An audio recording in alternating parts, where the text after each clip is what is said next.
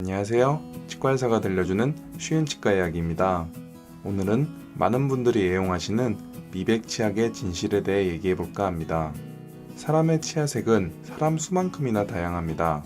선천적으로 치아 내부 구조에 따라 치아색이 정해지기도 하고 살면서 커피, 담배, 홍차 등에 의해 착색되기도 하기 때문이죠. 그런데 미의 기준이 하얀 치아에 맞춰지게 되면서 치과에서 하는 미백치료, 집에서 하는 미백치료, 미백치약 등 여러가지 미백 제품들이 인기를 끌고 있습니다. 그중 미백치약은 사용에 부담이 없어 많이들 쓰시는데요. 이 치약을 잘못 써서 문제가 생기는 경우가 생각보다 많습니다. 그리고 광고에는 이런 내용이 잘 포함되어 있지 않고요. 미백치약은 크게 두 가지 원리를 이용합니다.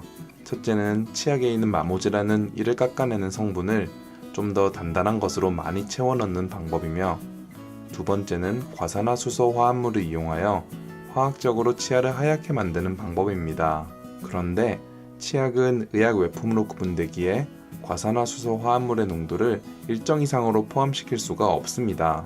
그래서 여기서 얻을 수 있는 효과는 제한됩니다. 즉, 미백 치약의 주 효과는 마모제를 많이 넣어서 치아 표면의 착색 물질을 긁어내어 하얗게 만드는 것입니다. 그런데 이게 왜 문제가 될까요? 바로 이 마모제가 착색 물질뿐만 아니라 치아도 조금씩 갉아내기 때문입니다. 물론 치아는 워낙 단단한 성분으로 되어 있기에 하루에 손상되는 양은 얼마 안 되지만 이게 꾸준히 쌓이면 증상이 나타나게 됩니다. 미백 치약의 부작용은 크게 세 가지로 나타납니다. 첫째, 시린 증상. 치아는 여러 층으로 구성되어 있는데요. 제일 겉에 층이 단단하게 내부를 보호해줍니다.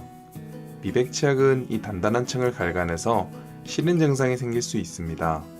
특히 기존에 다른 이유로 시린 증상이 있던 분이라면 그 증상이 악화될 수 있기에 미백 치약은 쓰지 않는 것이 좋습니다.